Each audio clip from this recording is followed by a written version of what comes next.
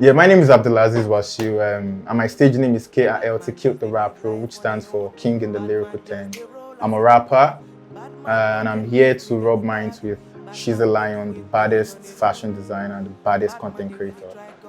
Hopefully you guys watch this space and wait on the full clip. Tune on your TV and see pop stars like Ashake, Fireboy, Oxlade, and so on. They all have one thing in common. They started their music career from school, showcasing their talents and doing it hoping that one day they will become a superstar. This reminds me of a talent back in school. His name is K.I.L.T the Rap. I had K.I.L.T the Rap freestyle at a school show for the first time, and I was stunned. Shooting at your citizens, constitution, infringement, embedding out those rudiments and staying out salty at the fall of the seasonings. Well, now we cause Kid was raw, and I envisioned how big he would get one day. But then, 7 years after I was done with school, I had no traces of K.I.L.T. Nothing. Not until 3 months ago when I saw him, I had a lot of questions down to me. What happened to that fire-breathing talent? Today, I had to put K.I.L.T on, and we discuss everything from his journey and what happened along the line of dreams and reality. So let me set your own mic so we can get started.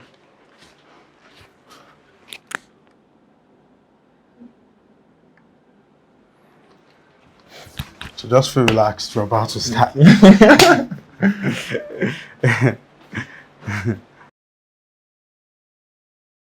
So how does the journey to this music thing start? I never intended doing music. I just loved music. Like naturally, I just loved music. Everyone in my house actually loves music. Sometimes before you wake up 5 a.m. like this, mom still don't play all those songs. Now all those songs go wake you. So I mean, subconsciously you're used to all these songs. Even if you don't like them, they just ring in your head. But I remember my first time the first time I made this decision that I was starting music fully. I was just outside my house and I was listening to Vector. And I was like, which thing all these people they rap safe where I know if you do. I mean, let me just even give it a try. Let me give this music thing a try. Okay, is that where rap goes? Yes. this is a comeback. You're going down, down, down, down. This is a comeback. You're going down, down, back. I'm here to steal all the starters and knock down the rivals. You're down, down, back. And that's how I started. I started going to Facebook. I went on Facebook, started writing raps and punchlines, and people would be like, hey, how you take write this thing? It makes sense. Even on Facebook, yeah, I was getting so much accolade on Facebook because then the raps were pretty poetic. Moves and up in all the status. Like saying we there, eating on your status. Devils locking in the garage, stocking up the lasers. Bar for bar drill till I'm paying all these waiters. Monster artists got me really confident. Leftover rappers got me flatulent. Every stage is pointed is evident. I told you that I'm cute, name a name that is my ever sent. So it was more of like intelligent people that could actually relate to what I was saying. So most of them were like, guy. Would you say it's kind of like home natural? It's something that you learned? Yes. It came natural. It came natural because So from listening to Vector's first music, it just came to the fact that you said you want to do this and it just yes. I didn't even stress it. Not that definitely you stress it, like you racking your brain to pull lines together. But then again, I feel it was more of I was consistent with it, and my consistency actually led to me. And I wouldn't say I was perfect or I'm perfect, but then again, to an extent, I mean, I could put 1 or 2 lines together and everything would make sense. So it actually worked for me. Then again, I just felt, what's Vector doing now? Then I just started. I started writing rap on Facebook, putting it every day. I would write metaphors, punchlines. People will say, cute, yeah, bah. Sipping on this wine and crest versus feeding for all these articles. Ain't no those mathematical, not right then ain't convertibles. Mama used to tell me I'd be proud of you. The ladies either border you could let the rap then cover you. This one bad.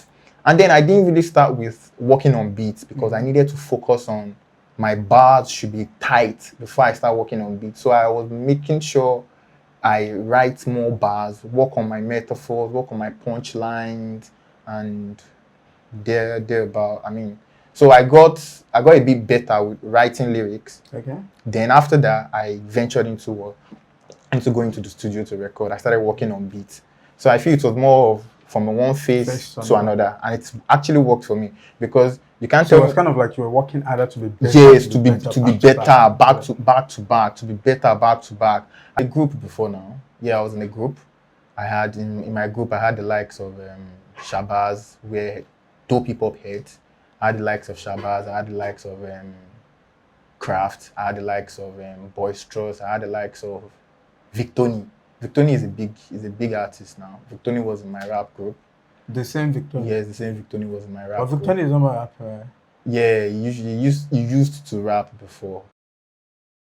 What was the dream? Okay.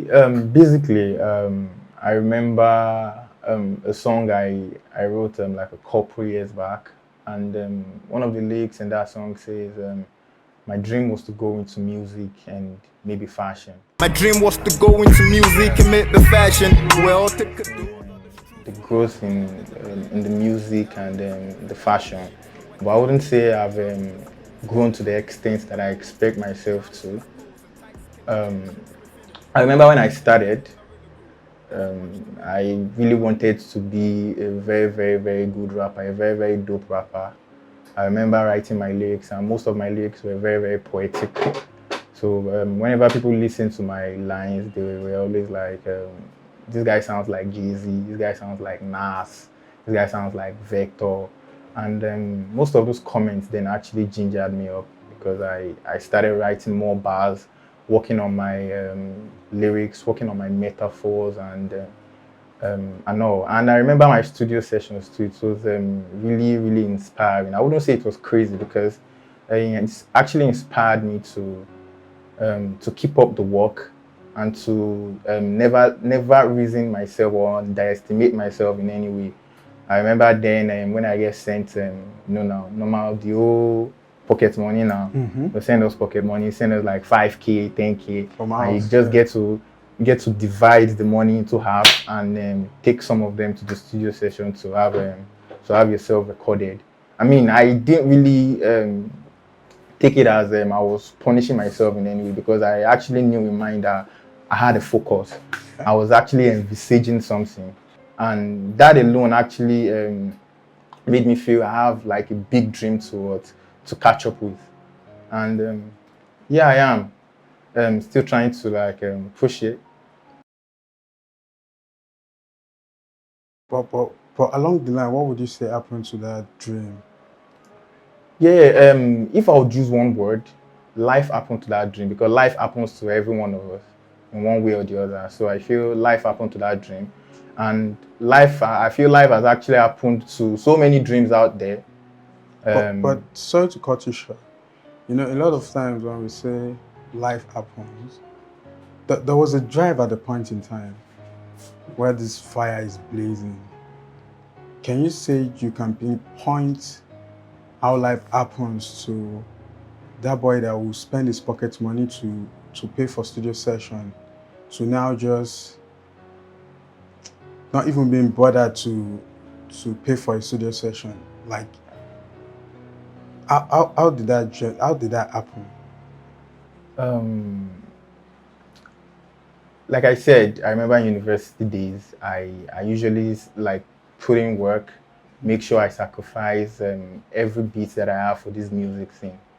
After I left school and got out to the labor market, I realized that I'd mistaken the whole conversation that I had with these people. I've mistaken it for something else because they said when you go out there, you definitely have more time for your music. But as time went by, I later realized that it was just more than that.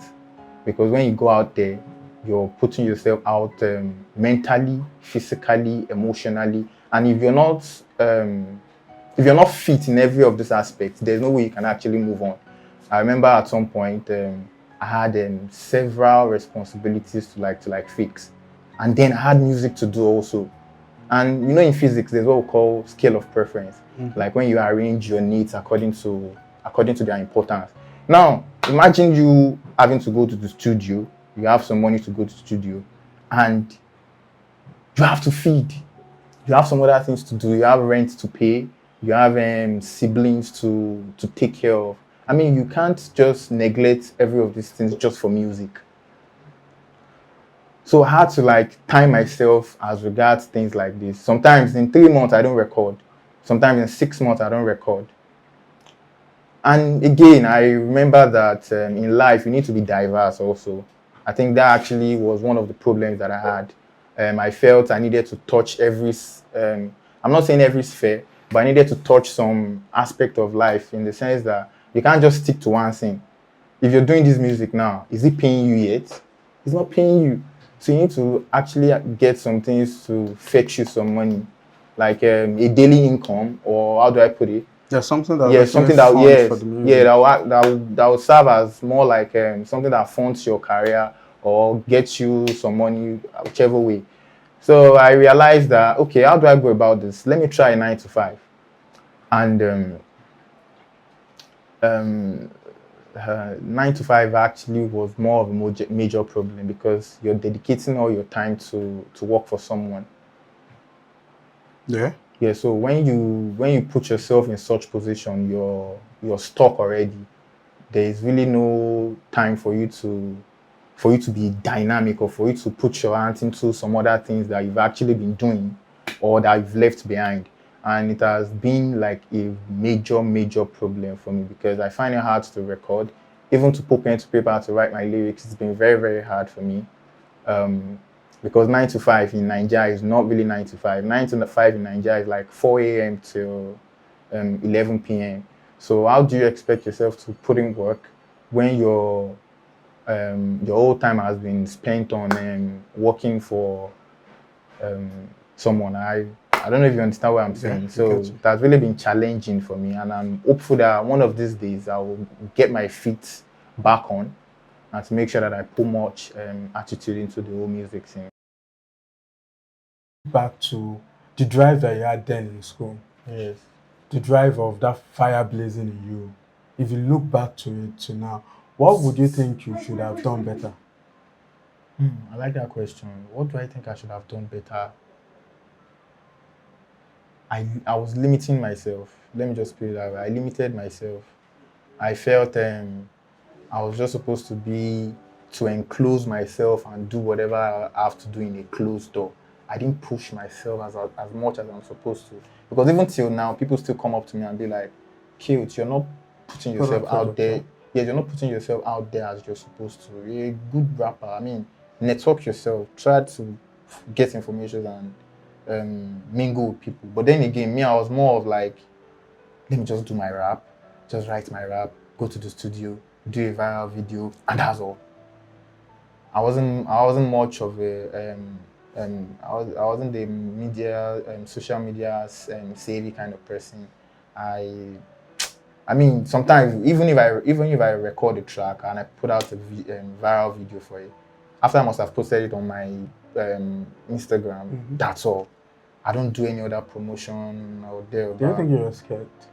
Yeah, that's the exact reason I said I was limiting myself. Okay, your ability. Yeah, I was limiting my ability, and I felt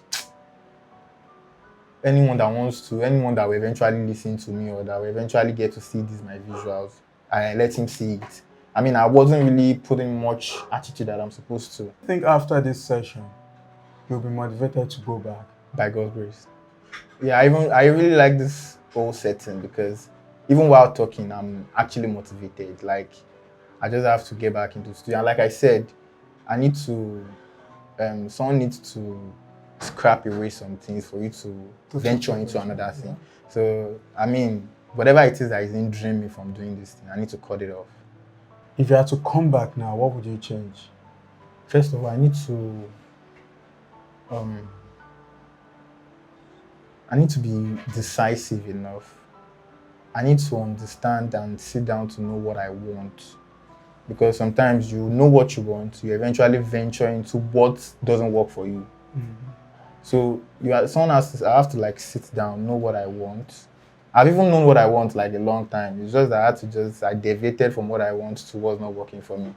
So now I have to just sit back, be decisive, make a concrete decision. Okay, yes, am I going into this music back again? Yes, I'm going. Now you have to push so many things aside that will hinder you from from not being consistent with the music again, because there's just been more of less consistency and lack of information. So these things now I need to work on them: consistency, lack of information, and networking. Because I feel that's part of the things that will actually to an extent, make my music grow. No, I wish you had the best of all. Thanks, she's a lion. My dream was to go into music and make the fashion. Where all the doors or the truth wasn't the pair that the plan I got it. Down on the schools, the captain ships, no I can't really. Drown on the spools, get the highest votes in the hole, I'm finna. Drown on the spools and tight skin, the gin trips me finna. Quick pin your pen, that is not really cool. Got so much to really prove, what I got to really